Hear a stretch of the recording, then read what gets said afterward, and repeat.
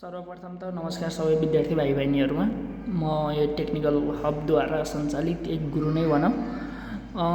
धेरै स्टुडेन्टहरुलाई गाह्रो लाग्ने चाहिँ यो क्लास 12 इकोनोमिक्सको चाहिँ यो क्वेशन नम्बर 14 मा आउँछ भने 5 मार्क्समा आउँछ, 20 मा आयो भने 8 मार्क्समा आउँछ। एकदमै इजिली चाहिँ अब चाहिँ यत्रो समय चाहिँ नआए पनि अबको हाम्रो यो 3-4 मिनेटमा चाहिँ हजुरहरुलाई यो क्वेशन चाहिँ इजिली आउने छ। कृपया हजुरहरुले चाहिँ स्किप नगरिकन यो भिडियो हेर्दिनु होला र गाह्रो लाग्ने साथीहरुलाई यो भिडियो शेयर पनि गरिदिनु होला। म चाहिँ सोध्यो है, अब हामी चाहिँ इक्जाममा झुकिन्छौँ के total revenue, total marginal revenue र एभरेज रेभिन्यू उस्तै जस्तो सुनिन्छ। अब हामी चाहिँ क्लासमा नै ध्यान नदिएको भन्दा नि अलिकति गाह्रो भएर चाहिँ नबुझेको स्टुडेन्टहरुलाई चाहिँ यसले चाहिँ धेरै इफेक्टिभ हुनेछ। म चाहिँ अलिकति हजुरहरुलाई कुनैलाई त नलेज होला पनि, अब हजुरहरुलाई चाहिँ नभए चाहिँ मैले यति चाहिँ कुरा चाहिँ लेखिदिएको छु। सबै स्टुडेन्टहरुलाई सबै यो माथिको क्याल्कुलेट गर्न त आउँछ, तर यो मार्जिनल रेभिन्यू निकाल्ने बेलामा चाहिँ झुक्किनुहुन्छ। अब मार्जिनल रेभिन्यू निकाल्ने बेलामा झुक्किए पनि अब चाहिँ झुक्किन पाइएन, किनकि म हजुरहरुलाई टिप्सहरु दिनेछु। अब यहाँ छ टोटल रेभिन्यू भनेको प्राइस इन्टु क्वान्टिटी। यो भनेको के हो? यो भनेको क्वान्टिटी पनि भन्छ है यसलाई फेरि। अनि यो त प्राइस भनेको त पी भइहाल्यो है। अब यति दिए त अब टोटल रेभिन्यू त झिक्न सकिहाल्नु भयो। प्राइस इन्टु क्वान्टिटी भयो, पी इन्टु क्यू भयो। प्राइस इन्टु क्वान्टिटी भन्नेबित्तिकै 1 इन्टु 10 भनेको 10 नै भयो। अनि 2 इन्टु 8 भनेको 16 भयो। 6 3 जा 18 भयो। अनि 4 4 जा 16 भयो है। कतै मिस्टेक भयो होला, यो चाहिँ फेरि टिप्सको लागि मात्रै हो। यो मिस्टेक भए पनि धेरै यो चाहिँ नलिनु होला सिरियस चाहिँ। 10 1 जा 10 भयो, 8 2 जा 16 भयो, 6 3 जा 18 भयो। अनि चाहिँ 4 4 जा 16 भयो। 4 4 जा 16 है, 16 14 होइन 16। ल अब चाहिँ मार्जिनल रेभिन्यूको टर्म आयो। मार्जिनल रेभिन्यूको टर्ममा चाहिँ फर्मुला यस्तो छ है।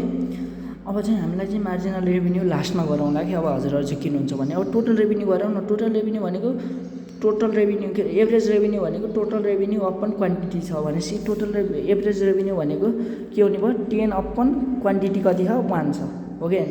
10 अपन 1 भनेको 10 नै भयो। 16 अपन 2 भयो। 16 अपन 2 भनेको 8 भयो। 18 अपन 3 भयो के टोटल रेभिन्यू अपन क्वान्टिटी हो नि त फर्मुला, त्यही भएर 18 अपन 3 भनेको कति भयो? 6 भयो। अनि चाहिँ 16 अपन 4 भनेको 4 भयो। ल हजुरहरुलाई चाहिँ यहाँबाट चाहिँ 2 मार्क्स चाहिँ आइसक्यो है।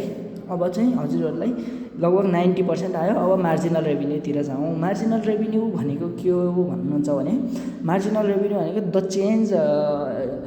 Change in total revenue after 1 additional unit of quantity भन्छ के हो भन्दाखेरि चाहिँ अब हजुरहरुले चाहिँ के बुझ्नुस् भन्दाखेरि यो फर्मुला पनि नहेर्नु के।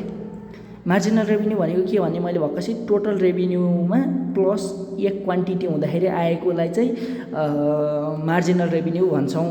अब चाहिँ हेर्नुहोस् है, मार्जिनल टोटल रेभिन्यू पहिला 10 थियो है 5 युनिट हुँदा। अब 6 युनिट्स हुँदाखेरि चाहिँ कति भयो?